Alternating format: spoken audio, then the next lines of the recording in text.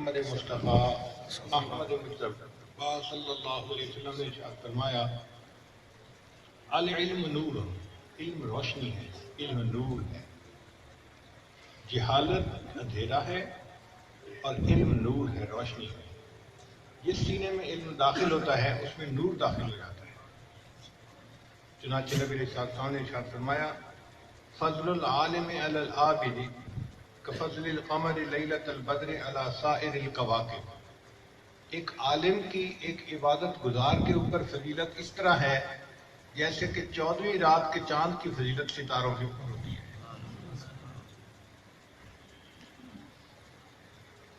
انس بن مالک رضی اللہ عنہ فرماتے ہیں کہ نبی صاحب نے ارشاد فرمایا ان مثل العلماء فی الارض کمثل النجوم فی السماء، کہ زمین پر علماء کی مثال ایسے ہے جیسے آسمان کے اوپر ستاروں کی مثال ہوتی ہے۔ حضرت ابو درداء رضی اللہ تعالیٰ عنہ روایت کرتے ہیں کہ نبی صاحب نے ارشاد فرمایا انہ یستغفر للعالم کل شیء حتی الحیتان فی جوف البحر، کہ عالم کے لیے ہر چیز استغفار کرتی ہے حتیٰ کہ سمندر کے اندر مچھلیاں بھی استغفار کر رہی ہوتی ہیں۔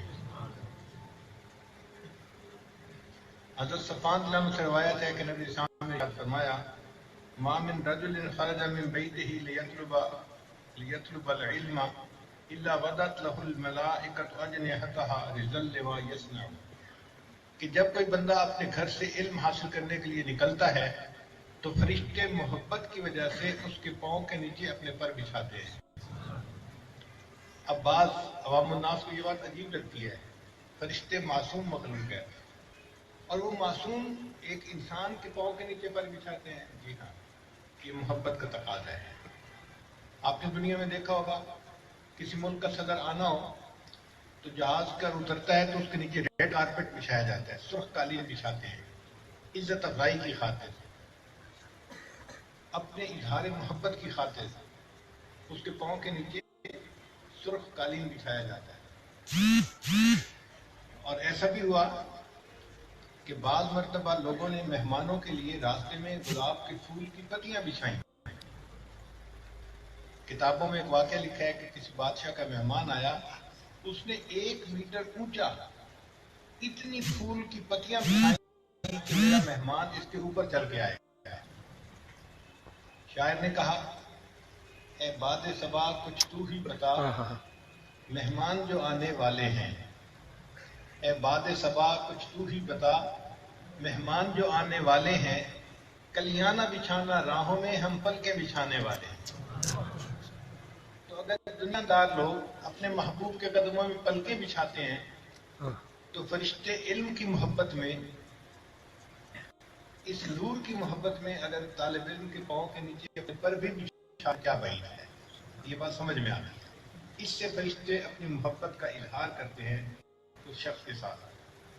اب ہم روایت کرتے ہیں کہ نبی صاحب نے ارشاد فرمایا من سلک طریقا لیطلب فیہ علما سہل اللہ لہ طریقا الی الجنہ، کہ جو بندہ علم حاصل کرنے کے لیے کسی راستے پر چلتا ہے اس کے بدلے اس کے لیے اللہ تعالیٰ جنت کے راستے پر چلنا آسان فرما دیتے ہیں۔ حضرت انس روایت کرتے ہیں کہ نبی صاحب نے ارشاد فرمایا من خرج فی طلب العلم فهو فی سبیل اللہ حتی یرجع، جو طالب علم اپنے گھر سے علم حاصل کرنے کے لیے نکلتا ہے وہ اللہ کے راستے میں ہوتا ہے جب تک کہ لوٹ کر گھر واپس نہیں آ جاتا۔ آج ہم لوگ تبلیغ جماعت میں پیر روزہ کے لیے چیلے کے لیے نکلتے ہیں تو ہم کہتے ہیں ہم اللہ کے راستے میں جا رہے ہیں، واقعی 100% صحیح بات ہے، مگر جو اللہ کا راستہ صحیح ہے جس کے بارے میں لسان نبوت سے ارشاد ہوا وہ یہ راستہ ہے کہ اللہ کے محبوب صلی اللہ علیہ وسلم فرماتے ہیں کہ جو اپنے گھر سے علم کی طلب میں نکلا فہو فی سبیل اللہ حتی یرجع۔ اور یہ بات میں اپنے ان بھائیوں کے لیے کہتا ہوں کہ جن کے پاس علم نہیں ہوتا اور وہ صرف جماعت میں نکلنے کو اللہ کا راستہ سمجھتے ہیں۔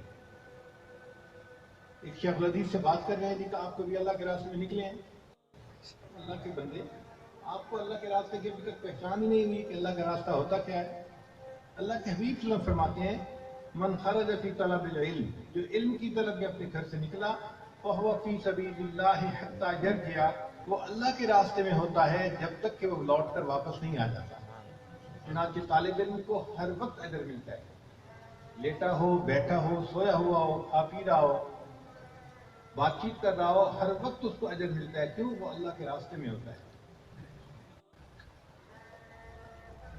جس طرح معتکف کو ہر وقت ثواب مل رہا ہوتا ہے اعتکاف کی نیت کی وجہ سے، اسی طرح طلب علم کی نیت اتنی عظیم ہے کہ جو طلب علم کی نیت لے کر چل پڑتا ہے، وہ جب تک اپنے مدرسے میں رہتا ہے اس کو اللہ کے راستے میں رہنے کا اجر مل رہا ہوتا ہے۔ ایک حدیث پاک میں نبی صاحب نے ارشاد فرمایا، من کان فی طلب العلم کانت الجنۃ فی طلبہ، جو بندہ علم کی طلب میں ہوتا ہے جنت اس شخص کی طلب میں ہوتی ہے۔ جنت اس کی طلب میں ہونے کا کیا مطلب؟ جنت تمنا کرتی ہے اے اللہ اس بندے کو جلدی میرے اندر بھیج دیجیے۔ چنانچہ اللہ کے پیارے حبیب صلی اللہ علیہ وسلم نے جب ہجرت فرمائی اور مکہ مکرمہ سے مدینہ تشریف لائے تو آپ صلی اللہ علیہ وسلم نے سب سے پہلے مدرسے کا قیام فرمایا۔ یہ مدرسے کا قیام ایسا نہیں تھا کہ کوئی بلڈنگ بنائی اور جامعہ اس کا نام رکھا، نہیں، نام نہیں تھا۔ مسجد نبی کے اندر ایک جگہ تھی، دوسری جگہ سے تھوڑی سی بلند تھی، جس کو ہم چبوترا کہتے ہیں، یعنی فرش میں تھوڑی سی جگہ اونچی تھی، عربی میں اس کو صفہ کہتے ہیں۔ آپ یوں سمجھیں کہ جس طرح یہ اسٹیج بنا ہوا ہے، اس طرح ایک جگہ تھی جو چھوٹی سی دوسری جگہ کی نسبت اونچی تھی، اور وہاں پر کچھ مہاجرین صحابہ، انصار صحابہ بیٹھ جاتے تھے اور اللہ کے حبیب صلی اللہ علیہ وسلم ان کو دین سکھاتے تھے۔ یہ دین اسلام کا پہلا مدرسہ تھا جو مسجد نبوی سے شروع ہوا۔ آج کے دور میں ہم اس کا اگر نام رکھنا چاہیں تو ہم اس کو جامعہ صفہ بھی کہہ سکتے ہیں۔ تو نبی علیہ السلام نے جامعہ صفہ کی بنیاد رکھی۔ اس کے طالب علم کی تعداد کم و بیش 70 تھی، مہاجرین بھی تھے، انصار بھی تھے۔ کچھ وہ تھے جو مہاجرین جو تھے، اور کچھ وہ تھے جو گھروں میں چلے جاتے تھے پھر لوٹ کے آتے تھے۔ یہ بنین کی شاخ تھی مسجد کے اندر، اور جو بنات کی شاخ تھی وہ نبی علیہ السلام کے گھر کے اندر تھی۔ امہات المومنین طالبات تھیں فی مدرسہ النبوہ، نبوت کے اس مدرسے میں۔ تو بنین کی شاخ مسجد میں تھی اور بنات کا شعبہ گھر میں تھا، اور اس کی طالبات امہات المومنین تھیں۔ اور بھی صحابیات آتی تھیں اور امہات المومنین سے دین سیکھ کر جاتی تھیں۔ تو نبی علیہ السلام نے یہ علم کا سلسلہ شروع فرمایا۔ آج دنیا میں کوئی بھی کہیں پر مدرسہ ہے، یہ اسی جامعہ صفہ سے چلی ہوئی ایک شاخ ہے، ایک پھوٹی ہوئی کرن ہے جو چمک رہی ہوتی ہے، اور ہر جامعہ کے طلباء کو اصحاب کے ساتھ علم ہے۔ اچھا، اس جامعہ کا ایک کورس تھا، نصاب ہوتا ہے نا ہر ایک کا، جیسے یہاں طلباء درس نظامی پڑھتے ہیں، تو ان طلباء کا بھی ایک کورس تھا۔ وہ کیا تھا؟ اللہ کا کلام، اللہ کی کتاب تھی، اور اللہ کی کتاب کو سمجھانے کے لیے اللہ کے محبوب صلی اللہ علیہ وسلم اس کی تفصیل بنایا کرتے تھے۔ اللہ نے بتا دیا تھا لِتُبَيِّنَ لِلنَّاسِ مَا نُزِّلَ إِلَيْهِمْ، میرے محبوب صلی اللہ علیہ وسلم آپ پر جو نازل ہوا اب آپ اپنی زبان فیض ترجمان سے ان کے سامنے کھول کر بیان کر دیجیے۔ ہر مدرسے کے ٹائمنگ ہوتے ہیں، صبح 8 بجے سے لے کے 2 بجے تک، پھر شام کو اتنے بجے سے لے کے اتنے بجے تک تکرار وغیرہ۔ یہ ایسا مدرسہ تھا کہ جس کے ٹائمنگ 24 گھنٹے تھے، کوئی دن رات کا فرق نہیں تھا۔ دن میں بھی طلباء پڑھتے تھے، رات میں بھی طلباء۔ حدیث مبارکہ میں ہے کہ اللہ کے حبیب رات کو مسجد نبی تشریف لائے تو دیکھا سیدنا صدیق اکبر رضی اللہ تعالیٰ تہجد کی نماز پڑھ رہے ہیں اور قرات بڑے خفیہ انداز سے کر رہے ہیں، خفی انداز سے کر رہے ہیں، آہستہ، پتہ نہیں چل رہا کیا پڑھ رہے ہیں۔ اور ایک جگہ پر حضرت عمر بھی پڑھ رہے ہیں مگر جہر کے ساتھ اونچی آواز سے پڑھ رہے ہیں۔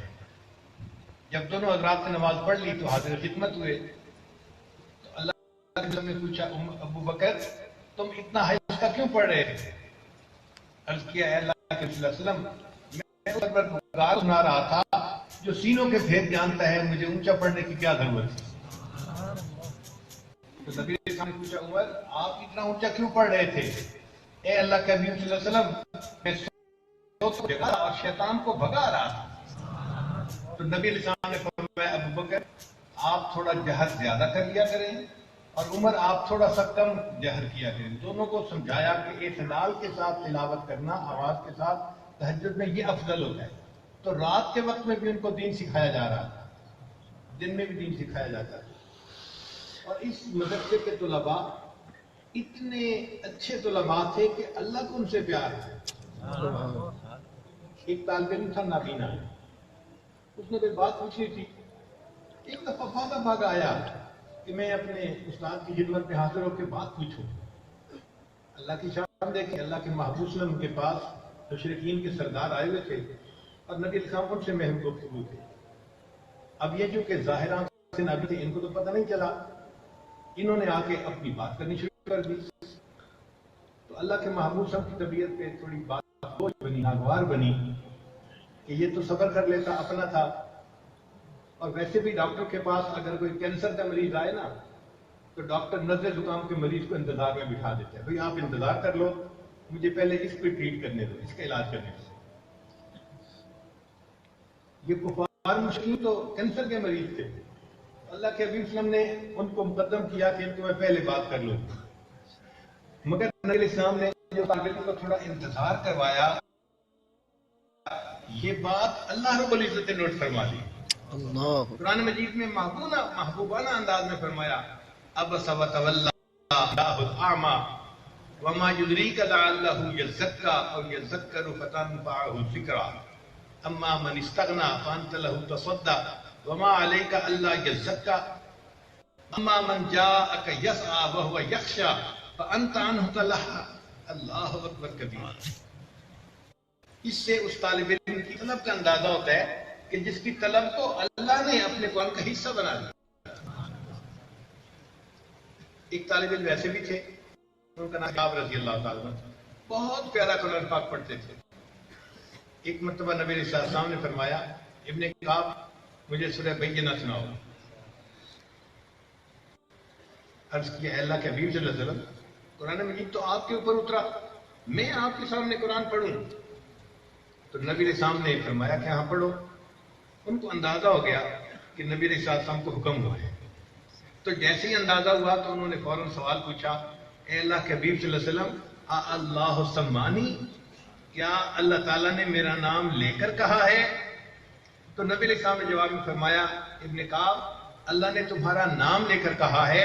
ابن کعب سے کہو سورہ بینہ سنائے, محبوب آپ کی سنیں گے, میں پروردگار بھی کروں گا. سبحان اللہ. ایک ایسے کامل شاگرد ہے, ایک کامل استاد کے کامل شاگرد کہ جن سے قرآن مجید سننے کی فرمائشیں اچھی آیا کرتے تھے. فرشتے آسمان سے نیچے اتر آتے تھے قرآن سننے کے لیے. چنانچہ ایک صحابی اپنے گھر کے اندر تہجد پڑھ رہے ہیں, چھوٹا سا سین ہے, چارپائی پہ بچہ بھی لیٹا ہے اور گھوڑا بھی بندھا ہے. اب دل چاہتے ہیں کہ اونچی آواز سے قرآن پڑھوں. جب اونچا پڑھتے ہیں تو گھوڑا بھٹکنے لگتا ہے, تو دل میں ڈر پیدا ہوتا ہے کہ بچے کو لات ہی نہ مار دے, تکلیف نہ پہنچائے. آہستہ پڑھتے گھوڑا سکون آتا ہے. پھر طبیعت چاہتی ہے کہ بلند آواز سے پڑھوں, اونچا پڑھتے ہیں تو پھر گھوڑا بھٹکتا ہے. پوری رات اسی طرح گزر گئی.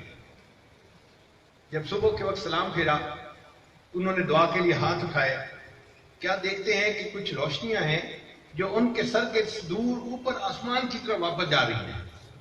وہ صحابی بڑے ہیں نا, یہ روشنیاں کہاں سے آ گئیں؟ ایک نئی چیز دیکھ لی آپ کے. صحابہ کرام کی ایک خوبصورت عادت تھی, جو کوئی نئی بات پیش آتی وہ نام کے ساتھ آ کے شیئر کرتے تھے اور پوچھتے تھے.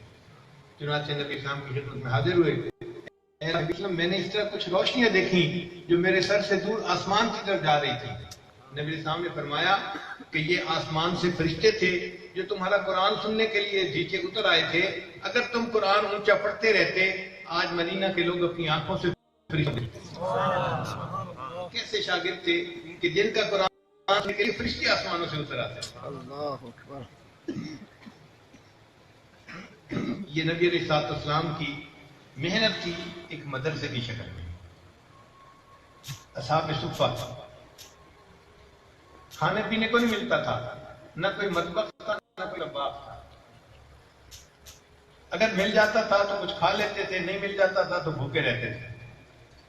حضرت ابو ہریرہ فرماتے ہیں کہ میں اس قدر بھوکا ہوتا تھا کہ مجھ سے کھڑا نہیں ہوا جاتا تھا، میں بھوک کی شدت کی وجہ سے کھڑا نہیں ہو سکتا تھا، میں بیٹھ جاتا تھا کہ لیٹ جاتا تھا، اور کئی مرتبہ مجھے دورہ پڑتا تھا، لوگ سمجھتے تھے یہ مرگی کا دورہ ہے، حالانکہ وہ تو بھوک کا دورہ تھا۔ اور اللہ کی شان یہ کہ جو سب سے زیادہ بھوکا وہ علم میں سب سے بڑھ گیا، چنانچہ حدیث کی سب سے زیادہ روایت کی۔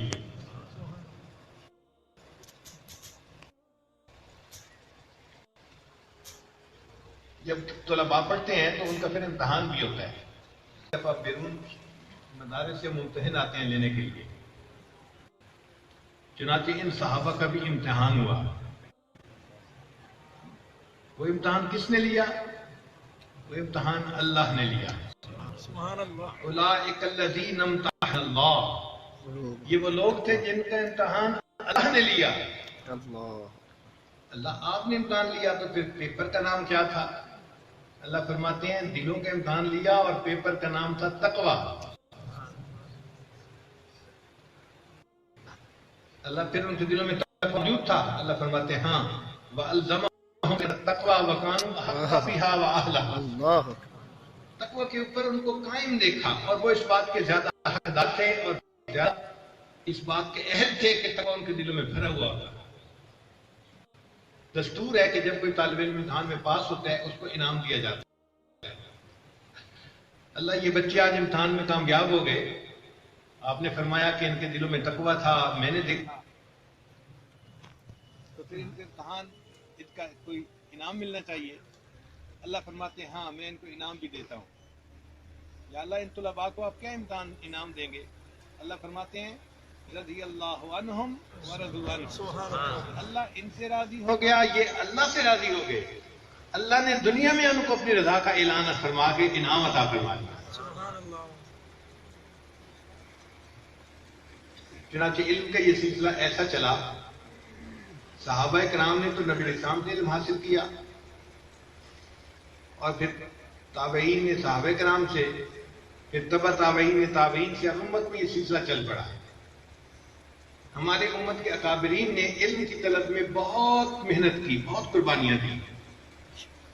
ایک ایک حدیث حاصل کرنے کے لیے کئی 100 میل کا سفر کر کے جاتے تھے اور حدیث مبارکہ سن کے اسی وقت واپس آ جاتے تھے۔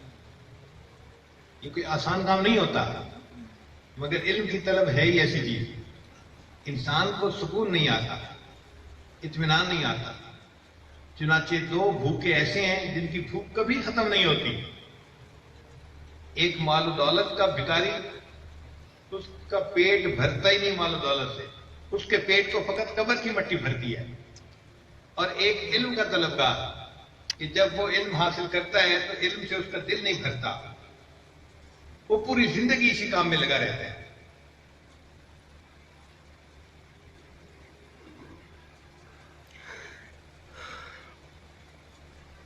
امام شافعی رحمۃ اللہ علیہ بچپن میں یتیم ہو گئے تھے اور ان کی تربیت ان کی والدہ نے کی، مگر والدہ کے پاس اتنے وسائل نہیں تھے کہ وہ اپنے بیٹے کو کاغذ قلم لے کر دیتی اور بیٹا اپنے استادوں سے سنی باتیں اپنے کاغذ کے اوپر نوٹس بنا لیتا۔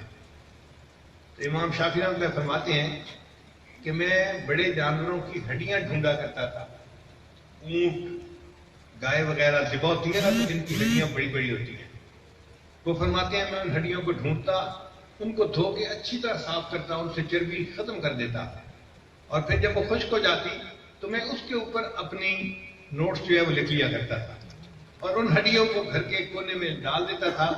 یہ میرے نوٹس ہوتے تھے جو گھر کے اندر پڑے ہوتے تھے۔ اتنی مشقتوں کے ساتھ علم حاصل کیا۔ فرماتے ہیں میرے دل میں بڑا شوق تھا کہ میں امام مالک رحمۃ اللہ علیہ سے ملوں اور ان سے علم حاصل کروں۔ وسائل نہیں تھے، میں مکہ میں رہتا تھا اور امام مالک مدینہ میں رہتے تھے۔ فرماتے ہیں اللہ نے سبب بنا دیا، میں نے حج کیا تو منا کے میدان میں ایک بوڑھے نے مجھے دیکھا، سلام کیا، میں نے سلام کا جواب دیا تو وہ مجھے کہتے ہیں کہ میری دعوت کو قبول کر لو۔ میں نے کہا بہت اچھا۔ اس نے دسترخوان لگا دیا، اور روٹی کے خشک ٹکڑے اوپر رکھ دیے اور پانی دے دیا، اور میں نے بلا تکلف وہ کھانے شروع کر دیے۔ وہ بڑا خوش ہوا، بتانے لگا کہ میں مدینہ منورہ سے حج کے لیے آیا ہوں۔ تو میں نے اس سے پوچھا کہ امام مالک رحمۃ اللہ کے بارے میں کچھ بتائیں۔ اس نے کچھ بتایا، پھر کہنے لگا کیا تم امام مالک رحمۃ اللہ سے ملنا چاہو گے؟ میں نے کہا ملنا تو چاہتا ہوں لیکن سفر کے وسائل نہیں ہیں۔ اس نے کہا ہمارے ساتھ ایک حاجی آیا تھا مدینہ سے حج کے لیے، وہ فوت ہو گیا، اب اس کی سواری ہمارے پاس موجود ہے، وہ خالی واپس جائے گی، اگر آپ جانا چاہتے ہو تو ہم آپ کو سواری پہ بٹھا کے مدینہ پہنچا دیں۔ امام شافعی رحمۃ اللہ فرماتے ہیں میں نے فوراً دعوت قبول کر لی اور میں قافلے کے ساتھ سواری پر بیٹھ کر مدینہ روانہ ہو گیا۔ فرماتے ہیں کہ ہمیں مکہ سے مدینہ پہنچنے میں 16 دن لگے، اور 16 دن میں میں نے 16 مرتبہ قرآن مجید کو مکمل پڑھ لیا۔ عبادت کا شوق اتنا تھا۔ فرماتے ہیں جب ہم مسجد نبی پہنچے تو نماز ہو رہی تھی، ہم اس میں شامل ہو گئے۔ جیسی نماز ختم ہوئی میں نے ایک آدمی کو دیکھا، اونچا لمبا قد تھا اس کا، وہ ایک اونچی جگہ پہ بیٹھا اور کہنے لگ گیا قال قال رسول اللہ صلی اللہ علیہ وسلم، اور کچھ لوگ اس کے ارد گرد بیٹھ گئے۔ میں سمجھ گیا کہ یہ امام مالک ہوں گے۔ ان دنوں امام مالک رحمۃ اللہ علیہ احادیث کی املا کروا رہے تھے۔ املا کہتے ہیں کہ استاد حدیث پڑھتا ہے اور شاگرد اس کو کاغذ کے اوپر پھر لکھ لیتے ہیں۔ اب سب طلباء حدیث سن کے اس کو کاغذ کے اوپر لکھ رہے تھے۔ امام شافعی رحمۃ اللہ فرماتے ہیں کہ میں بھی طلباء کے ساتھ جا کر بیٹھ گیا۔ اب میرے دل میں بھی حسرت پیدا ہوئی، اگر میرے پاس کاغذ ہوتا، قلم ہوتا تو میں بھی املا کرتا، سعادت مل جاتی، مگر میں تو صرف سن رہا تھا۔ تھوڑی دیر بعد خیال آیا میں ان طلباء کے ساتھ تشبہ کیوں نہ اختیار کر لوں، مشابہت، من تشبہ بقوم فہو منہم۔ فرماتے ہیں کہ ایک تنکا مجھے پڑا ہوا نظر آیا، میں نے وہ تنکا اٹھا لیا اور اس تنکے سے اپنی ہتھیلی کے اوپر لکھنا شروع کر دیا۔ اب کبھی کبھی میں اپنے ہونٹ کی تری اس تنکے کو لگاتا اور نیت کرتا کہ میں قلم کو دوات میں لگا کے سیاہی لگا رہا ہوں، اور پھر اپنی ہتھیلی پہ لکھتا۔ اب لکھا تو کچھ نہیں جاتا تھا چونکہ سیاہی تو نہیں تھی، مگر میں نے تو مشابہت اختیار کرنی تھی، میں نے مشابہت حاصل کر لی۔ امام مالک رحمۃ اللہ نے کوئی 50 کے قریب احادیث اس محفل میں لکھوائی۔ پھر اگلی نماز کا وقت ہو گیا تو لوگ کھڑے ہو گئے وضو کرنے کے لیے۔ امام شافعی رحمۃ اللہ فرماتے ہیں کہ میرا وضو تھا، میں بیٹھا رہا۔ جب امام مالک رحمۃ اللہ نے دیکھا کہ میں وہیں بیٹھا ہوں تو انہوں نے مجھے اشارے سے بلایا، مجھ سے پوچھا اے نوجوان تم کیا کر رہے تھے؟ میں نے کہا حضرت میں مسافر ہوں، مکہ مکرمہ سے آیا ہوں، اور جو آپ لکھوا رہے تھے میں اس کو ہتھیلی کے اوپر لکھ رہا۔ امام مالک رحمۃ اللہ نے فرمایا اچھا ہتھیلی دکھاؤ۔ جب دیکھا تو اس کے اوپر تو کچھ نہیں تھا۔ امام مالک رحمۃ اللہ نے فرمایا بھئی یہ تو حدیث کے ادب کے خلاف ہے، آپ یہ کیا کر رہے تھے؟ میں نے کہا حضرت میں ایک غریب طالب علم ہوں، میرے پاس کاغذ قلم نہیں تھا، تو طلباء سے مشابہت اختیار کرنے کے لیے میں اپنی ہتھیلی پہ تنکے سے لکھ رہا تھا، حقیقت میں تو میں اس کو اپنے دل پہ لکھ رہا تھا۔ امام مالک رحمۃ اللہ نے فرمایا اچھا میں نے 50 احادیث لکھوائی ہیں، اگر تم ان میں سے 25 زبانی سنا دو نا تو میں تمہیں جانوں۔ امام شافعی رحمۃ اللہ فرماتے ہیں امام مالک نے 25 احادیث سننے کی فرمائش کی، میں نے ان کو 25 کی بجائے 50 احادیث زبانی سنا دی۔ تو امام مالک رحمۃ اللہ بہت خوش ہوئے اور انہوں نے کچھ دن مجھے اپنی صحبت میں رکھنے کے لیے تیاری کا اظہار فرما دیا، آمادگی کا اظہار فرما دیا۔ اس محبت کے ساتھ علم حاصل کرتے۔ امام احمد بن حنبل رحمۃ اللہ علیہ بہت غریب گھرانے سے تھے، ان کے پاس کھانے کے لیے چیز نہیں ہوتی تھی، کھانا نہیں ہوتا تھا۔ آج ہمارے ہاں تو طلباء گھر سے آ جاتے ہیں، ان کی رہائش، ان کا کھانا پینا، کتابیں، ہر چیز مدرسے والوں کے ذمہ ہوتی ہے۔ اس دور میں ایسا نہیں تھا، طالب علم اپنے کھانے کا انتظام خود کر کے آتا تھا اور استاد کے پاس فقط آ کر پڑھتا تھا اور پڑھ کے واپس چلا جاتا تھا۔ رہائش بھی اپنی ہوتی تھی، کھانا بھی اپنا ہوتا تھا۔ امام احمد بن حنبل رحمۃ اللہ ایک دوست کے ساتھ مل کر ایک کمرے میں رہتے تھے۔ اب ان کے پاس جو کچھ کھانے کی چیز تھی وہ ختم ہو گئی، پانی پہ گزارا. اب پانی پینے سے تو کام نہیں چلتا. چنانچہ امام احمد بن حنبل رحمۃ اللہ علیہ اتنے کمزور ہو گئے کہ کھڑا ہونا ان کے لیے مشکل ہو گیا تھا. کھڑے ہوتے تھے بھوک کی وجہ سے گر جاتے تھے. ان کے ساتھی کہتے ہیں کہ میں نے ان کو کہا کہ میں اور آپ دوست ہیں، ہم سبق بھی ہیں، میرے پاس بہت سارا کھانا موجود ہے، تو آپ میرے ساتھ کھانا اکٹھا کھا لیا کرتے ہیں. مگر ان حضرات کے اندر ایک عجیب کیفیت ہوتی ہے کہ یہ کسی غیر سے سوال کرنے کو اشراف سمجھتے ہیں. انہوں نے انکار کر دیا، نہیں بھائی آپ کا کھانا ہے تو آپ کھائیں، میں کیوں آپ کو کھانا کھاؤں. میں نے کہا اچھا پھر ایسے ہے کہ کچھ کر لو جس سے کہ کھانے کے انتظام ہو سکے. تو امام احمد بن حنبل رحمۃ اللہ نے کہا کہ میں اور کوئی کام تو نہیں کرتا، چلو میں یہ کرتا ہوں کہ جس جگہ اونٹ بیٹھے ہوتے ہیں نا، اونٹوں کا جو سٹینڈ ہے، میں وہاں جا کے مسافروں کا سامان اونٹوں پہ چڑھایا کروں گا یا اتارا کروں گا، مزدور بن کر، کلی بن کر، اور اس پر جو مجھے مزدوری ملے گی اسے مجھے کھانے کا بندوبست کر دوں گا. وہ کہتے ہیں کہ میں دیکھتا ایک نازک سا بچہ ہے اور اتنا غیرت مند ہے کہ میری دعوت کو اسے ٹھکرا دیا اور وہ چلا گیا اس جگہ جہاں جیسے آج کل سٹینڈ ہوتے ہیں، بس سٹینڈ ہوتے ہیں، اس زمانے میں اونٹوں کے سٹینڈ ہوتے ہیں، وہاں رات کے بیٹھے تھے. جس کے کرائے پہ اونٹ لینے ہوتے تھے وہ آ کے اونٹ پہ سامان چلا جاتا تھا. جو سفر سے واپس آتے تھے وہ اپنے گھر چلے جاتے تھے. تو مسافروں کا سامان اونٹوں پہ چڑھانا یا اتارنا اس کے لیے کلی چاہیے ہوتے تھے. امام احمد بن حنبل کو کلی بن گئے اور لوگوں کا سامان اتارتے چڑھاتے تھے. کون جانتا تھا یہ بچہ جو آج مسافروں کا سامان سب جانوروں پر لاد رہا ہے یا ان سے نیچے اتار رہا ہے، یہ آنے والے وقت میں وقت کا امام کہلائے گا. ان کے دوست کہتے ہیں کہ مجھ سے ان کی مشقت دیکھ نہیں جاتی. میں سوچتا رہا کہ کوئی ایسا طریقہ ہو کہ یہ مشقت بھی نہ کریں اور کھانا بھی کھا لیں. کہنے لگے کہ میرے ذہن میں خیال آیا. میں نے کہا احمد مجھے ایک خیال ذہن میں آ رہا ہے. کہنے لگے کیا؟ میں نے کہا وہ جو فلاں کتاب ہے نا تمہارے پاس ہے کہاں؟ میں نے کہا میرے پاس نہیں ہے، مجھے اس کتاب کی ضرورت ہے. کتابیں اس زمانے میں پرنٹنگ پریس پہ چھپتی نہیں تھیں، کاتب ہاتھ سے لکھا کرتے تھے. تو میں نے کہا آپ کی لکھائی بہت اچھی ہے، اگر آپ کو کتاب مجھے لکھ کے دے دیں تو اس کی لکھائی کی وجہ سے میں آپ کو کتابت کے کچھ پیسے دے دوں گا، یہ مزدوری لے گا. تو امام احمد بن حنبل مطمئن ہو گئے. پھر اس کے بعد وہ میری کتاب لکھنے لگ گئے فارغ وقت میں. اس فارغ وقت کی اس کتابت کے بدلے میں ان کو کچھ دے دیا کرتا اور وہ کھانا لے کے اپنا گزارا کر لیا کرتے. امام احمد بن حنبل رحمۃ اللہ نے اس مشقت کے ساتھ علم کو حاصل کیا. یوں لگتا ہے اسفنج پانی میں ڈال دو تو اس کی نس نس میں پانی بھر جاتا ہے، پانی کو چوس لیتا ہے. یہ ایسے طلباء تھے جو استاد کی صحبت میں بیٹھتے تھے اور استاد کے علم کو چوس لیا کرتے تھے، حاصل کر لیا کرتے تھے. ابن تیمیہ رحمۃ اللہ علیہ نے بادشاہ کے خلاف کوئی فتویٰ دیا تو بادشاہ نے اس کو جیل بھیج دیا. 3 دن گزرے تو بادشاہ دربار میں ایک نوجوان لڑکا آیا اور وہ زارو قطار ہو رہا تھا.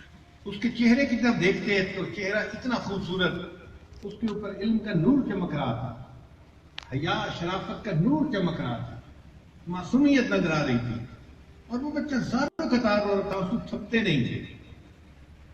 اب دربار میں جو لوگ بیٹھے تھے ان کو بڑا ترس آیا، یہ نوجوان کوئی اتنا تو پریشان ہے کہ آنسو موٹے موٹے گر رہے ہیں، رکنے کا نام نہیں لیتے.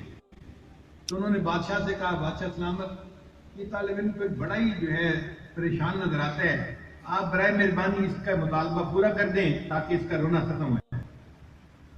تو بادشاہ نے اس نوجوان سے کہا کہ نوجوان تم کیا لے کے آئے ہو فریاد، مجھے بتاؤ میں تمہاری فریاد پوری کر دوں گا.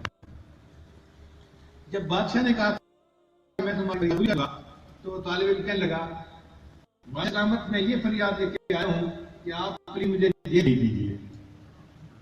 اب بادشاہ حیران یہ بھی کوئی مطالبہ ہے کہ میں اس لیے رو رہا ہوں کہ آپ مجھے جیل بھیج دیجیے.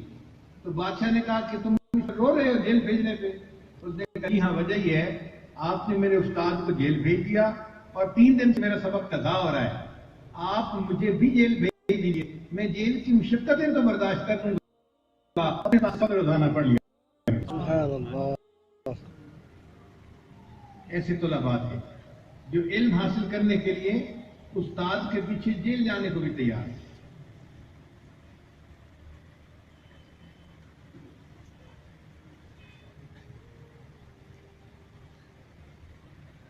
امام محمد رحمۃ اللہ علیہ ایک بستی میں درس دیتے تھے. اسی بستی کے لوگ آئے، حضرت ہمارے ہاں بھی درس دے دیا کریں. حضرت نے فرمایا بھائی فاصلہ اتنا ہے 5-10 کلومیٹر کا جیسے ہوتا ہے، مثال دے رہا ہوں کہ میں یہاں درس دینے کے بعد اگر وہاں جاؤں تو پھر میں واپس پہنچ نہیں سکتا اپنے دوسرے معاملات کے لیے، تو میں درس دے سکتا. ان کا حضرت ہم سواری کا انتظام کر دیتے ہیں، آپ یہاں درس دیتے ہوئے سواری پہ سوار ہو کے تیز ہمارے پاس پہنچ جائیں اور جو وقت بچ جائے آدھا گھنٹہ اس میں درس دے کے پھر واپس آ جایا کریں. تو امام محمد رحمۃ اللہ نے معمول بنا لیا، ایک جگہ درس دیتے، سواری پہ سوار ہو کے دوسری بستی پہنچتے، وہاں درس دیتے، پھر واپس آ جاتے. اب اس دوران ایک طالب علم آیا، حضرت میں آپ سے فلاں کتاب پڑھنا چاہتا ہوں. آپ کے فرمایا میرے پاس تو وقت ہی نہیں ہے، میں یہاں درس دیتا ہوں، سواری پہ سوار ہو کے دوسری بستی جاتا ہوں، درس دے کے پھر واپس آ جاتا ہوں، ٹائم ہی نہیں ہے. اس نے کہا کہ حضرت آپ مجھے کتاب پڑھانے کی نیت فرمائیں، ٹائم نکل آئے گا. تو بڑے حیران ہوئے، بھئی ٹائم کیسے نکل آئے گا؟ اس نے کہا کہ حضرت جب آپ ادھر درس دے کے دوسری بستی جانے کے لیے سواری پہ بیٹھیں، آپ سواری پہ بیٹھ کے دوسری بستی کی طرف چلتے رہیں، میں ساتھ ساتھ دوڑتا رہوں گا، آپ درس دیتے رہنا، میں راستے میں درس سنتا رہوں گا. تاریخ انسانیت میں علم کی طلب کے ایسے واقعات کوئی قوم پیش نہیں کر سکتی. یہ دین اسلام کا نام ہے جس کے اندر طلب علم کے ایسے واقعات موجود ہیں. ان علم کے حاصل کرنے والوں میں عمراء کے بیٹے بھی تھے اور غرباء کے بیٹے بھی تھے. عمراء کے بیٹوں میں سے ایک نوجوان تھا، اس کا نام تھا عبداللہ. وہ بڑے لینڈ لارڈ کا بیٹا تھا، سونے کا چمچ منہ میں لے کے پیدا ہوا تھا.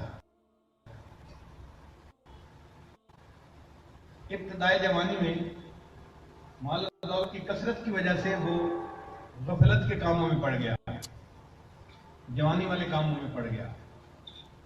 ماں باپ دونوں نے ایک کے بہت سمجھاتے مگر وہ کچھ نہیں سمجھتا تھا، سنتا ہی نہیں تھا. ماں باپ ان کے لیے دعائیں کرتے رہتے. یہ جو ماں باپ کی دعائیں ہوتی ہیں نا، یہ نہیں ہوتی، اللہ کے یہاں رنگ دکھاتی ہیں. چنانچہ ایک وقت وہ والد نے اسے سمجھایا کہ بیٹے دوستوں میں وقت برباد کرنے کی بجائے بہتر ہے تجارت ہی کر لو. اچھا ابو میں تجارت کرتا ہوں، مجھے کچھ پیسے دے دیں. انہوں نے 30,000 دینار اس کو دے دیے.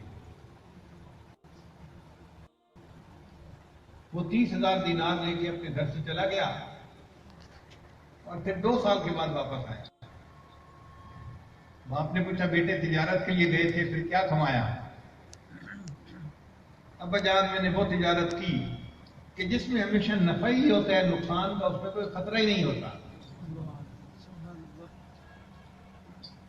ابا جان میں نے 1000 استادوں سے علم حاصل کیا ہے. چنانچہ عبداللہ ابن مبارک رحمۃ اللہ نے اپنی زندگی میں 10,000 اساتذہ سے علم حاصل کیا تھا. ہم اگر گنے نا تو ہم نے اپنے اسکول، کالج، یونیورسٹی، مدرسے کی زندگی میں 150-200 اساتذہ سے علم حاصل کیا ہوگا. ہمارے استادوں کی تعداد 150 سے 200. امام بخاری رحمۃ اللہ نے اپنی زندگی میں 1080 اساتذہ سے علم حاصل کیا اور عبداللہ ابن مبارک رحمۃ اللہ نے اپنی زندگی میں 10,000 اساتذہ سے علم حاصل کیا. اتنا علم حاصل کیا کہ جب امام احمد بن حنبل رحمۃ اللہ کو ملنے کے لیے گئے وہ اپنی جگہ سے اٹھ گئے اور عبداللہ بن مبارک کو کہا کہ تم اس جگہ بیٹھو، اس جگہ بیٹھنے کے اہل تم مجھ سے زیادہ ہو. اور یہ امام ابو حنیفہ رحمۃ اللہ کے شاگرد تھے. عبداللہ بن مبارک رحمۃ اللہ علیہ، عبداللہ بن مبارک رحمۃ اللہ امام ابو حنیفہ رحمۃ اللہ کے شاگرد تھے، ان سے علم حاصل کیا تھا امام نے.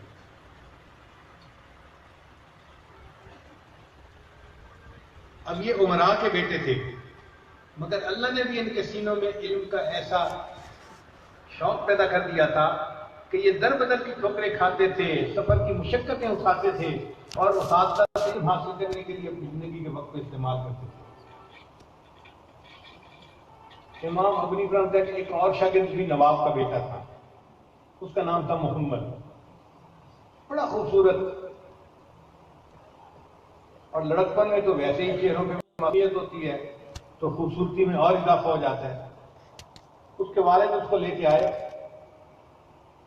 اور کہا کہ حضرت یہ میرا بیٹا ہے، اس کو پڑھنے کے لیے آپ اپنا شاگرد بنا لیجیے. امام ابو حنیفہ رحمۃ اللہ نے قبول کر لیا.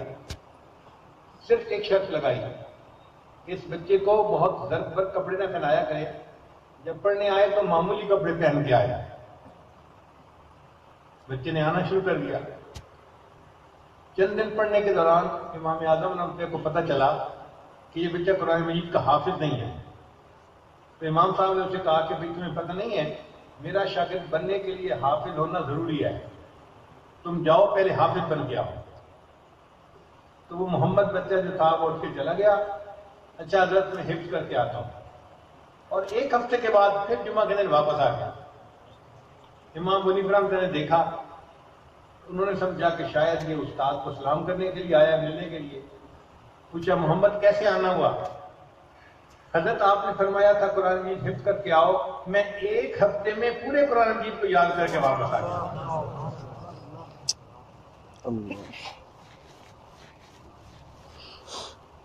یہ وہ بچہ محمد تھا جس نے بڑے ہو کر امام صاحب کے شاگرد امام محمد رحمۃ اللہ علیہ بننا تھا.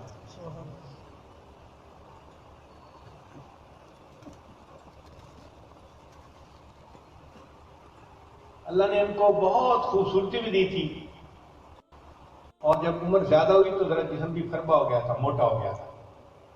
ان کے ایک شاگرد فرماتے ہیں کہ میرے استاد کے اندر 3 صفات تھیں. جہاں بیٹھتے تھے آنکھیں ان کے حسن سے بھر جاتی تھی. اللہ. جہاں بیٹھتے تھے تو حسن اتنا تھا ان کے چہرے کو دیکھ کے آنکھیں بھر جاتی تھی، اور جس جگہ پر وہ بیٹھتے تھے ان کا جسم اتنا فربا تھا کہ جگہ بھر جایا کرتی تھی. اور فرماتے ہیں تیسرا، جب وہ بولا کرتے تھے تو علم اتنا ہوتا تھا کہ انسان کا دل و دماغ اسے بھر جائے گا. میرے استاد 3 چیزوں کو بھر دیا کرتے. تو یہ عمراء کے بیٹے تھے جو علم کے طلبگار تھے. ایک اور بھی نوجوان کا واقعہ حضرت شیخ ولی صاحب نے کتاب میں لکھا ہے. یہاں رشید کا ایک بیٹا تھا، درویش شبر تھا، محل کے اندر بھی بڑی فقیرانہ زندگی گزارتا تھا، سادہ کپڑے پہنتا تھا، لوگ اس کو پاگل سمجھتے تھے. ایک دن بادشاہ کے دوستوں نے اس کو بڑا لعن و طعن کیا، تو بادشاہ ہے، بیٹے کا علاج نہیں کرواتا، تیرا بیٹا تو بہت ہی وہ ملنگ بنتا جا رہا ہے، کوئی شہزادوں والا حال ہے اس کا، یہ ہے وہ ہے. تو بادشاہ کو بڑا غصہ آیا. اس نے بیٹے کو بلا کے کہا کہ بیٹا تمہاری وجہ سے مجھے دوستوں سے باتیں سننی پڑتی ہیں، اب میں چاہتا ہوں کہ تم اپنی زندگی کو ذرا بدلو اور شہزادوں کی طرح یہاں رہو. بیٹے نے کہا ابا جان اگر میری وجہ سے آپ کو باتیں سننی پڑتی ہیں نا تو پھر مجھے اجازت ہے، میں اب یہاں سے جاتا ہوں. اور رشید نے اپنی بیوی کو بتایا کہ یہ تو گھر سے جا رہا ہے. تو ماں نے اس کو ایک انگوٹھی دی، بیٹا اگر کبھی ضرورت پڑے تو اس کو بیچ دینا، تمہارے لیے خرچے میں آسانی ہو جائے گی. اور ایک قرآن مجید دیا، بیٹا تم اس قرآن مجید کو پڑھتے رہنا، تمہیں امی بھی یاد آیا کرے گی. اس بچے نے دونوں چیزیں لے لی اور وہاں سے چلا گیا. کہاں جانا تھا؟ علماء کی بستی میں. علماء کی بستی میں. تو وہ علماء کی بستی میں گیا. ایک مسجد میں اعتکاف کی نیت سے اس نے رہنا شروع کر دیا، اور پھر وہاں استاد کے پاس جاتا اور علم پڑھ کے واپس آتا. کچھ دنوں کے بعد اس کے پاس جو کچھ تھا وہ ختم ہو گیا، اب کھانے پینے کو کچھ نہیں. اس نے ترتیب یہ بنائی کہ وہ ہفتے میں 1 دن کام کرتا تھا اور باقی 6 دن تعلیم حاصل کرتا تھا. ایک صاحب کہتے ہیں کہ میں مزدور لینے کے لیے گیا، گھر بنانا تھا، تو میں نے دیکھا کہ ایک نوجوان بیٹھا ہوا قرآن مجید کی تلاوت کر رہا ہے. میں نے سلام کیا، اس نے جواب دیا. میں نے اس سے پوچھا بھائی کیا آپ مزدور ہیں، مزدوری کرو گے؟ اس نے کہا لقد خلقنا الانسان فی کبد، تحقیق ہم نے انسان کو مشقت کے لیے پیدا کیا. بھائی ہم تو دنیا میں آئے ہی مزدوری کرنے کے لیے. یہ بادشاہ کا بیٹا ہے شہزادہ، کہہ رہے بھائی آئے ہی مشقت اٹھانے کے لیے. میں نے کہا گھر بنانا ہے؟ کہنے لگا ہاں میں بنا دوں گا. میں اسے گھر لے آیا. میں نے کہا یہاں کمرہ بنانا ہے، یہاں بنانا ہے، یہاں بنانا ہے. اس نے کہا جی میری 2 شرطیں ہیں. پہلی شرط یہ ہے کہ میں اتنی مزدوری لوں گا، اگر آپ اس سے زیادہ دینا چاہیں گے تو بھی نہیں لوں گا، اس سے کم دینا چاہیں گے تو بھی نہیں لوں گا. میں نے کہا بھائی زیادہ نہ لینا تو سمجھ میں آتا ہے کہ تمہیں دنیا کی رغبت نہیں ہے، کم لینے میں کیا مسئلہ ہے؟ اس نے کہا دیکھو میں ایک دن کام کرتا ہوں اور اتنی مزدوری لیتا ہوں جس سے کہ 6 روٹیاں آ جاتی ہیں، پھر روزانہ 1 روٹی کھا کے 24 گھنٹے کا گزارا کر لیتا ہوں اور میرا پورا ہفتہ گزر جاتا ہے. پھر ایک دن کام کرتا ہوں اور 6 دن میں دل حاصل کرتا ہوں. میں بڑا حیران ہوا. اچھا یہ ایسا مزدور ہے؟ کہنے لگے جب اس کے اچھا دوسری شرط یہ ہے کہ جب نماز کا وقت ہوگا تو میں اپنی تسلی کی نماز پڑھوں گا، آپ نے بولنا نہیں ہے کہ ٹائم زیادہ لگا رہے ہو، جلدی کرو جلدی کرو. میری نماز میں خلل نہیں ڈالنا آپ نے. یہ 2 شرطیں ہیں میری. میں نے قبول کر لی، اس سے کام کرنا شروع کر دیا. رات آئی تو میں نے دیکھا کہ 2 مزدور مل کے جتنا کام کرتے ہیں اس اکیلے نے اتنا کام کر دیا تھا. میں نے کہا یار میں نے مکان تو بنوانا ہی ہے، میں سارا مکان اسی سے بنواؤں گا. اگلے دن پھر کیا مزدور لینے کے لیے، وہاں وہ بندہ نہیں تھا. میں نے اور مزدوروں سے پوچھا، ان کا جی وہ تو ایک دن کام کرتا ہے 6 دن نہیں کرتا. اب اگر اس کو لینا ہے تو 6 دن انتظار کرو، پھر اگلے دن آپ کو یہاں ملے گا. میں نے کہا ٹھیک ہے میں انتظار کر لوں گا. میں نے 6 دن انتظار کیا، پھر جب اگلے دن گیا تو وہ پھر مجھے مل گیا. اب میں اسے لے کے آیا. میرے ذہن میں خیال تھا کہ میں دیکھوں تو صحیح یہ ایک بندہ ہو کے 2 بندوں جتنا کام کیسے کر لیتا ہے. کہتے ہیں کہ اس نے کام شروع کیا اور میں چھپ چھپ کے دیکھتا رہا. اس کے کام میں عجیب برکت تھی. وہ اینٹ اٹھا کے جو رکھتا تھا تو اس کو اینٹ کو ایڈجسٹ نہیں کرنا پڑتا تھا کہ لائن سیدھی کرو ٹھیک رکھو، اوپر سے اس کو ٹھوکر لگاؤ تاکہ سیٹ ہو جائے. برکت ہی ایسی تھی، وہ اینٹ اٹھا کے رکھتا تھا اور اینٹ بالکل ٹھیک اپنی جگہ پڑتی تھی اور اس طرح وہ تھوڑے وقت میں زیادہ کام کر دیتا تھا. میں اور زیادہ متاثر ہوا. میں نے کہا میں نے پورا مکان اس سے بنوانا. جب اگلے ہفتے میں اس کو لینے کے لیے گیا تو وہ پھر وہاں نہیں تھا. میں حیران آج تو اس کے کام کا دن ہے وہ کیوں نہیں ہے. ایک اور مزدور سے پوچھا، ان کا جی اصل میں اس کو بخار ہو گیا، وہ بیمار ہے اور مسجد کے اندر وہ لیٹا ہوا ہوگا، وہ کام کرنے کے اس وقت قابل ہی نہیں ہے. میرے دل میں محبت پیدا ہوئی. میں نے کہا چلو میں مسجد میں جاتا ہوں توا پوچھی کے لیے. کہتے ہیں جب میں گیا تو میں نے دیکھا کہ وہ صف کے اوپر لیٹا ہوا تھا اور اس نے تکیے کی بجائے ایک پتھر اپنے سر کے نیچے تکیے کے لیے رکھا ہوا تھا. میں اس کے قریب پہنچا تو میں نے اس سے کہا کہ بھائی تم کس حال میں ہو؟ وہ کہنے لگا بس اب میرا آخری وقت قریب ہے، میں جانے والا ہوں، اب مجھے مزدوری کی ضرورت نہیں ہے. میں اس کے پاس بیٹھ گیا. کہنے لگا تھوڑی دیر بعد اس کی حالت متغیر ہوئی اور بدل گئی. میں نے محبت کا اظہار کیا، اپنائیت کا. اس نے کہا دیکھیں بھائی اگر آپ میرے ساتھ ہمدردی کرنا چاہتے ہیں نا، یہ انگوٹھی ہے اور یہ قرآن پاک ہے، یہ آپ اپنے پاس رکھ لو اور جب میری روح نکل جائے تم جانا اور جا کے بغداد میں ہارون رشید کو یہ دونوں چیزیں واپس کر دو. وہ کہتے ہیں کہ مجھے خیال ہی نہیں آیا کہ یہ کیوں ہارون کو یہ چیزیں واپس کرنے کے لیے کہہ رہا ہے. جب فوت ہو گیا میں نے اس کو نہلایا، کفنایا، دفنا دیا. اب میں ہارون کو دونوں چیزیں دینے کے لیے گیا. ہارون رشید ایک جگہ جا رہا تھا، میں نے اس کو دور سے وہ قرآن پاک اور انگوٹھی دکھائی. ہارون رشید پہچان گیا، یہ تو میرے بیٹے کے پاس تھی، یہ بندہ لایا ہے تو کوئی نہ کوئی خبر لایا میرے لیے. ہارون رشید نے بلوا لیا محل میں. کہتے جب میں وہاں گیا تو پولیس والوں نے کہا بادشاہ سلامت آج بڑے اداس نظر آ رہے ہیں، مغموم نظر آ رہے ہیں. میاں دو فکروں میں جو بات کرنی ہے نا تو ایک فکرے میں کر کے آ جانا، بادشاہ کو زیادہ پریشان نہ کرنا۔ میں نے کہا بہت اچھا۔ پھر بادشاہ نے مجھے اپنے پاس بلایا تو میں نے وہ دو چیزیں حوالے کی۔ بادشاہ نے پوچھا تمہیں یہ چیزیں کیسے ملی؟ میں نے کہا میں نے اپنے گھر بنوانا تھا، ایک مزدور لایا تھا، اس مزدور نے یہ چیزیں دی ہے۔ اور رشید کی آنکھوں میں آنسو آ گئے۔ اس نے کہا اچھا تم میرے بیٹے شہزادے سے اپنا مکان میں مزدوری کرواتے رہے؟ میں نے کہا بادشاہ سلامت مجھے بالکل پتہ نہیں تھا کہ وہ آپ کا بیٹا ہے اور شہزادہ ہے، ورنہ میں کبھی یہ جرات نہ کرتا۔ پھر ہارون رشید نے رونا شروع کر دیا، اے بیٹے تو عقل مند نکلا، تو نے آخرت کی تیاری کر لی جانے سے پہلے، تیرا باپ تو اپنی غفلت کی وجہ سے دنیا کے کاموں میں لگا ہوا ہے۔ تو امراء کے بیٹے بھی علم کی طلب حاصل کرنے کے لیے آتے ہیں، اور غرباء کے بیٹے تو علم کے تو جو ہے نا بہت شائقین ہوتے ہیں۔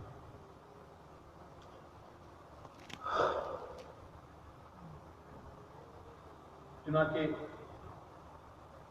حافظ ابن طاہر مقدسی رحمۃ اللہ فرماتے ہیں کہ میں علم کی طلب میں نکلا تو اپنی کتابیں اپنی پشت پر لے کر چلتا تھا، اتنی مشقت ہوتی تھی کہ مجھے پیشاب میں خون آیا کرتا تھا۔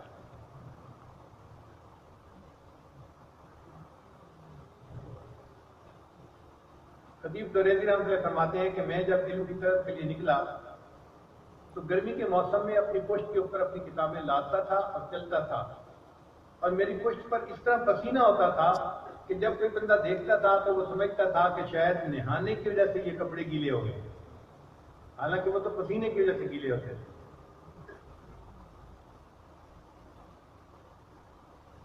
امام طبرانی رحمۃ اللہ فرماتے ہیں میں نے 30 سال تک اپنے استادوں سے علم حاصل کیا اور میرے پاس کوئی بستر نہیں تھا، بس جب رات آ جاتی تو میں مسجد کی چٹائی کے اندر لپٹ کے رول ہو کے سو جاتا تھا، سر پاؤں کو سردی لگتی رہتی تھی اور میرا سردیوں کا موسم گزر جاتا تھا۔ میں نے 30 سال طالب علمی کے بستر ہی کے بغیر گزار دیے۔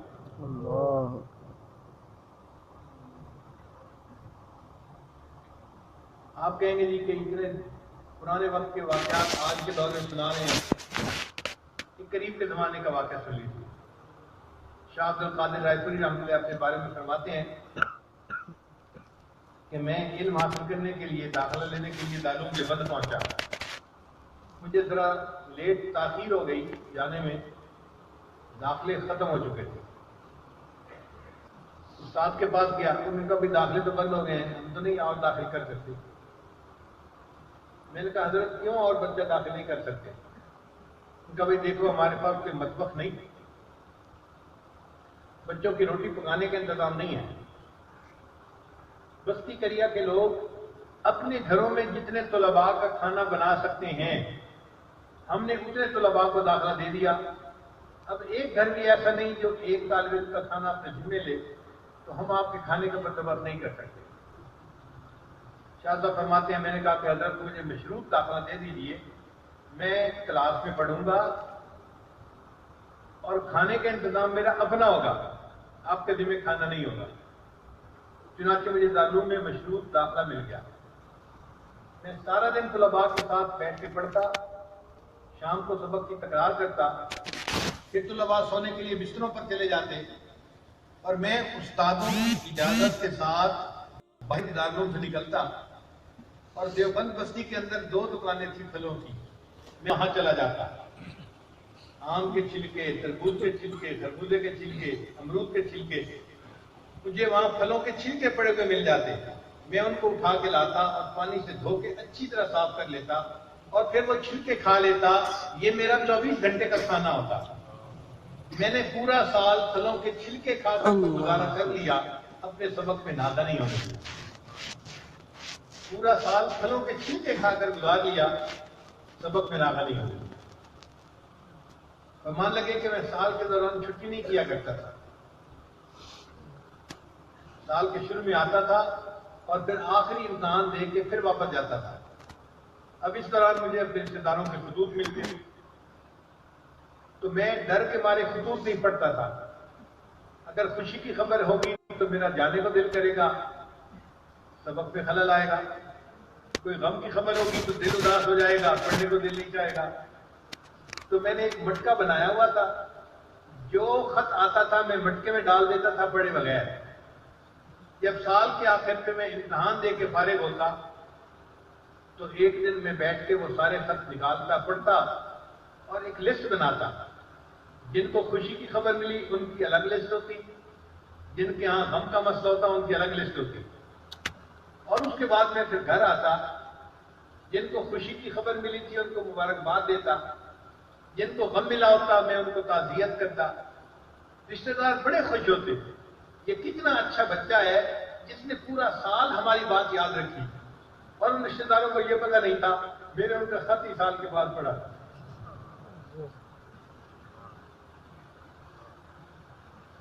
ایسے بھی علم حاصل کرنے والے کرتے.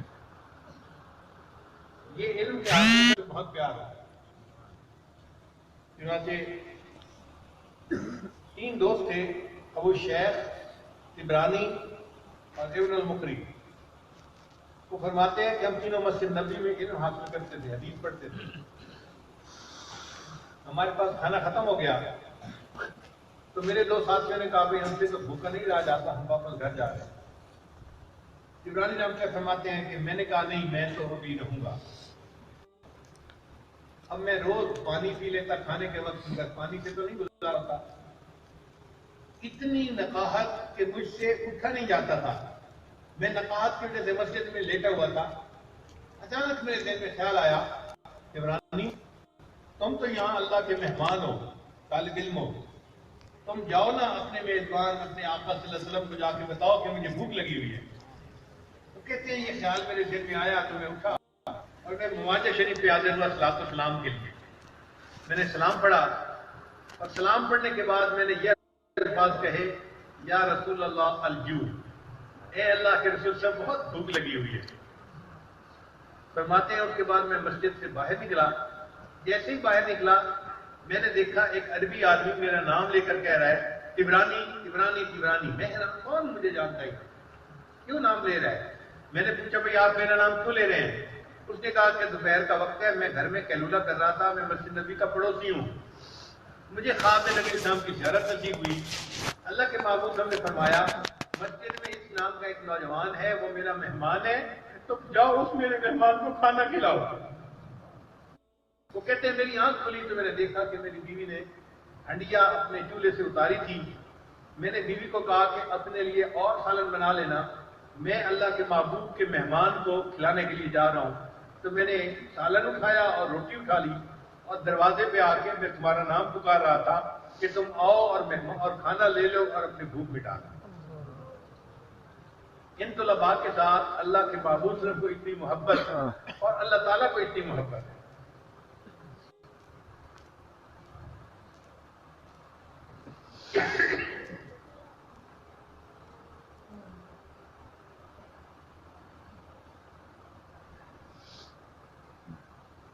ایک طالب علم تھا جس کی عمر تھی 20 سال. عزیز طلباء، 20 سال کی عمر کو انسان کے اوپر نفسانی، شہوانی، حیوانی جذبات غالب ہوتے ہیں. نوجوان بچوں کو کچھ پتہ ہی نہیں ہوتا کب سورج طلوع ہوتا ہے کب غروب ہوتا ہے. بس ان کا دل چاہتا ہے کہ ہم اپنی شہوتوں کو پورا کریں اور انجوائے کریں.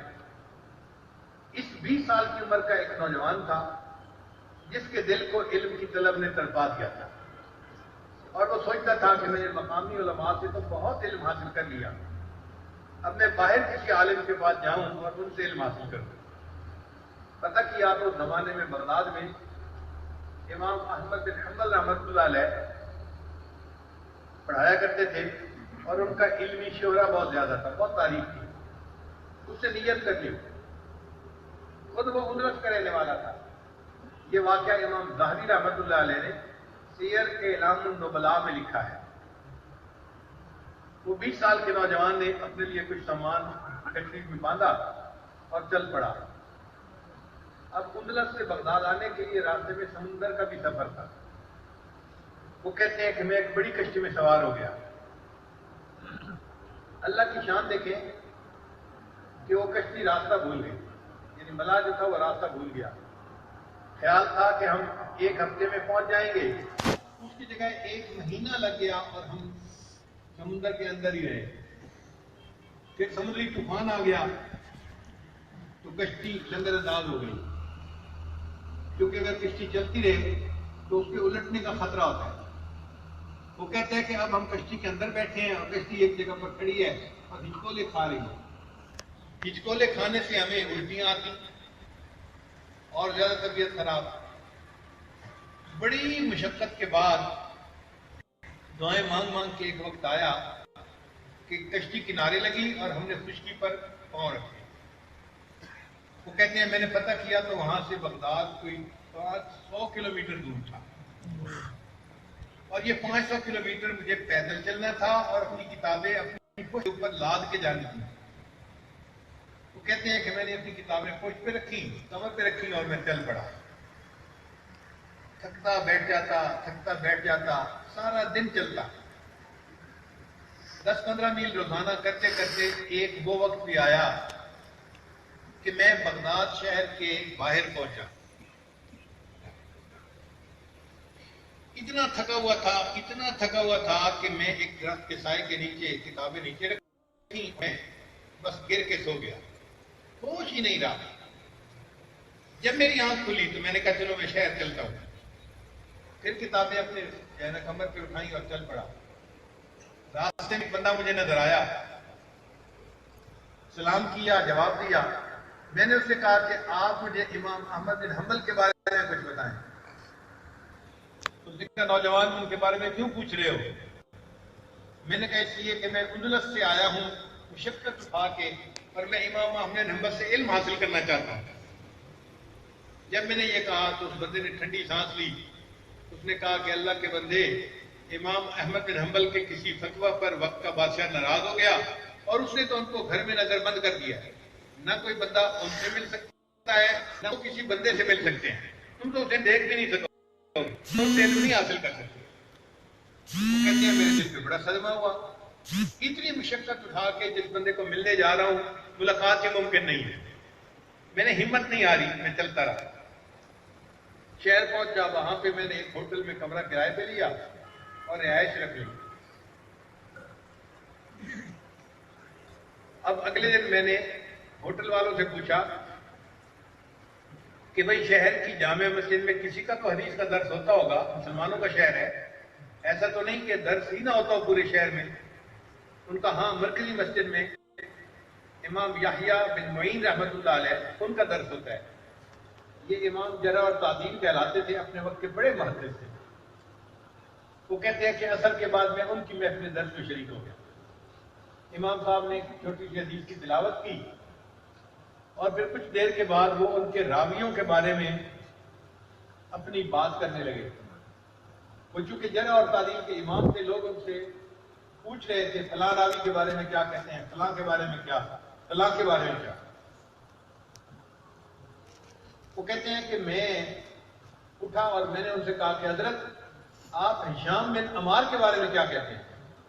انہوں نے فرمایا وہ ہشام بن عمار چادر والے؟ میں نے کہا ہاں میں انہی کے بارے میں پوچھوں. انہوں نے کہا کہ ان کی چادر کے نیچے اگر تکبر بھی آ جائے تو ان کی ثقافت میں کوئی فرق نہیں پڑتا، وہ اتنا پکا بندہ ہے، تم ان سے حدیث کی روایت کر سکتے ہو. اب جب انہوں نے جواب دے دیا تو میں نے سوچا کہ میں امام احمد بن حنبل کے بارے میں پوچھتا ہوں. جب میں نے پوچھنا چاہا تو قریب کے ایک بندے نے نا میرے کرتے کو پکڑ کے کھینچا. اے نوجوان تو اجنبی نظر آتے ہیں، مجھے مدنی کی آداب کا پتہ نہیں. یہاں پر ایک بندہ ایک دن میں ایک سوال پوچھ سکتا ہے، تم نے ایک سوال پوچھ لیا، اب بیٹھ جاؤ. کہتے ہیں کہ میں نے رونا شروع کر دیا. اللہ کے بندوں، میں اتنا مشقت اٹھا کے آیا ہوں اور مجھے محفل کے آداب کا پتہ نہیں تھا، طریقہ کار کا پتہ نہیں تھا. اگر پتہ ہوتا تو میں یہ سوال پہلے پوچھ لیتا. مجھے موقع دے دو میں ایک سوال اور پوچھوں. میری شکل و صورت کو دیکھ کے، میں نے سماج کو دیکھ کے مجمع نے کہا اچھا ٹھیک ہے جی، اس کو اجازت دی جاتی ہے. تو یحییٰ بن معین نے فرمایا اچھا بھائی پوچھو طالب علم، تم کیا سوال پوچھتے ہو؟ تو وہ نوجوان کہتے ہیں کہ میں نے ان سے کہا کہ آپ مجھے بتائیں آپ امام احمد بن حنبل کے بارے میں کیا کہتے ہیں؟ اب یہ بڑی عجیب بات تھی کہ بادشاہ دشمن بنا ہوا ہے، پولیس نام سننا گوارا نہیں کرتی، اور یہ بھرے مجمع میں ان کے بارے میں پوچھ رہا ہے. اب جب یہ سوال پوچھا تو یحییٰ بن معین رحمۃ اللہ نے اپنا سر جھکا لیا، تھوڑی دیر خاموش رہے. پھر اس کے بعد انہوں نے اپنا سر اٹھایا اور ایک ٹھنڈی سانس لی اور کہا کہ امام احمد بن حنبل تو امام المسلمین ہے. امام احمد بن حنبل تو امام المسلمین ہے. جب میں نے یحییٰ بن معین کی زبان سے سنا کہ امام احمد بن حنبل امام المسلمین ہے تو میرے علم کی طلب کی آگ اور بڑھ گئی. میں نے کہا میں نے ان سے علم حاصل کرنا ہی کرنا. کیسے کروں پتہ نہیں تھا. اللہ کہتے ہیں کہ جب درس ختم ہوا تو میرے ساتھ والے ایک آدمی کو کہا مجھے امام احمد بن حنبل کا گھر دکھا سکتے ہو؟ انہوں نے کہا نہ بھائی، پولیس کو پتہ چل گیا وہ مجھے بھی مارے گی تمہیں بھی مارے گی، خامخواہ کیوں اپنے آپ کو مصیبت میں ڈالیں. وہ کہتے ہیں کہ پھر میں نے اسے کہا کہ اچھا ایسے ہے کہ تم میرے ساتھ ساتھ چلو، اور جب امام احمد بن حنبل کے دروازے کے سامنے سے گزرو تو آنکھ کے اشارے سے بتا دینا کہ یہ امام احمد بن حنبل کا گھر ہے. پھر تم چلے جانا. پھر اس کے بعد میرا کام میں کیسے حاصل کرتا ہوں اور کیسے نہیں کرتا. اس پہ وہ رضامند ہو گیا. چنانچہ وہ مجھے لے کے چلا. میں گلیوں کو یاد کرتا رہا راستہ کیسا ہے. ایک دروازے کے سامنے اس نے اشارہ کیا کہ یہ لیفٹ سائڈ پہ دروازہ ہے نا، یہ ان کے گھر کا دروازہ ہے. میں نے اچھی طرح دیکھ لیا. پھر اس کے بعد میں ہوٹل واپس آ گیا. اب میں ساری رات سوچتا رہا کہ میں امام احمد حنبل سے کیسے علم حاصل کر سکتا ہوں. کوئی صورت نظر نہیں آتی. کہتے ہیں کہ کافی سوچ سوچ کے مجھے یہ خیال آیا کہ کیوں نہ میں ایک بھکاری بن جاتا ہوں اور سارا دن بھیک مانگتے مانگتے میں امام احمد بن حنبل کے دروازے پہ اس وقت جا کے صدا لگاؤں جب گلی میں کوئی نہ ہو. تو امام صاحب بھکاری کو کچھ دینے کے لیے دروازہ کھولیں گے. میں ریکویسٹ کروں گا کہ حضرت بس مجھے 1-2 منٹ میں ایک حدیث سنا دیجیے، میں یاد کر کے چلا جاؤں گا. کہتے ہیں کہ اگلے دن میں نے اپنے گھٹنے کو باندھ لیا جیسے کوئی زخمی گھٹنے کو باندھتا ہے، اور ایک کاسا ہاتھ پہ لے لیا اور لنگڑا کے چلتے چلتے میں نے پکارنا شروع کر دیا اجرکم اللہ اجرکم اللہ. آج کے دور میں تو جو بھکاری ہیں وہ پیسے مانگتے ہیں. اس دور میں بھکاری کچھ نہیں مانگتے تھے، ہاتھ پھیلا کے اتنا کہہ دیتے اجرکم اللہ. اب سننے والے سمجھ لیتے تھے کہ حاجت مند ہے تو وہ ان کو کچھ نہ کچھ دے دیا کرتے. اب وہ کہتے ہیں کہ جب میں کہہ رہا تھا اجرکم اللہ تو لوگ میری شکل دے رہے تھے. اب شکل سے تو ان کو میں نوجوان نظر آ رہا تھا، 22-20 سال کی عمر، ایک نوجوان بچے کی عمر کی. تو لوگ حیران ہو رہے تھے کہ اس جوانی کی عمر میں کیوں سوال کر رہا ہوں.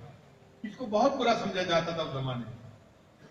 تو لوگوں کی ترچھی نگاہیں بھی میرے اوپر پڑ رہی تھی. یہ کیا ڈھونگ بنایا ہوا ہے، کیوں مانگتے پھر رہے ہو. میں وہ ذلت آمیز نگاہیں برداشت کر رہا تھا اور کہتا جا رہا تھا اجرکم اللہ اجرکم اللہ اجرکم اللہ. کہتے جب امام احمد بن حنبل کے دروازے پر پہنچا تو میں نے اونچی آواز سے کہا اجرکم اللہ، اور میری آواز میں اتنی درد تھی کہ امام احمد بن حنبل نے دروازہ کھولا. ان کے ہاتھ میں کوئی سکہ تھا دینے کے لیے. جب انہوں نے ہاتھ آگے بڑھایا دینے کے لیے، میں نے کہا امام صاحب میں مال کا طالب نہیں، میں علم کا طالب ہوں. میں آپ کے دروازے پہ علم حاصل کے لیے آیا ہوں. امام صاحب نے کہا پابندی ہے، میں پڑھا نہیں سکتا، آپ آ نہیں سکتے. میں نے کہا حضرت میں اسی طرح بھکاری کے روپ میں روزانہ آپ کے دروازے پہ آؤں گا، کسی کو پتہ ہی نہیں چلے میں کون ہوں، اور جب میں صدا لگاؤں آپ دروازہ کھول دیا کرنا. اگر گلی میں کوئی اور بندہ ہوگا تو آپ دروازہ پھر بند کر دینا اور میں خالی چل جاؤں گا. اور اگر گلی میں کوئی نہیں ہوگا تو آپ ایک حدیث کی تلاوت کر دینا، میں کھڑے کھڑے حدیث سن کے فوراً یاد کر لیا کروں گا اور چلا جاؤں گا. کہتے ہیں کہ 1 سال میں بغداد کی گلیوں میں بھیک مانگتا رہا، اور اس بھیک کے بھیس میں میں امام احمد بن حنبل سے روزانہ 1-2 حدیثیں سن کے یاد کر لیا کرتا تھا. 1 سال بعد ہو گیا جو نیا بادشاہ بنا اس کو امام احمد بن حنبل سے بڑی عقیدت تھی. امام صاحب کی نظر بندی ختم کر دی اور امام صاحب کا مسجد میں پھر درس شروع ہو گیا. وہ کہنے لگے کہ جس دن درس شروع ہوا تو میں اس دن مسجد میں پہنچا تو کھچا کھچ لوگوں سے مسجد بھری ہوئی تھی. مجھے آگے جانے کی جگہ ہی نہیں مل رہی تھی. میں چاہتا تھا کہ میں امام صاحب کے ممبر کے بالکل قریب ہو جاؤں, مگر جگہ ہی نہیں مل رہی تھی. تو جب سب لوگ بیٹھ گئے تو امام صاحب نے مجھے اس وقت پکار کے کہا, نوجوان کھڑے ہو جاؤ اور میرے قریب آ جاؤ, اور لوگوں کو کہا کہ لوگوں یہ علم کا صحیح طلبگار ہے جس نے پہلا 1 سال مجھ سے اس طرح علم حاصل کیا.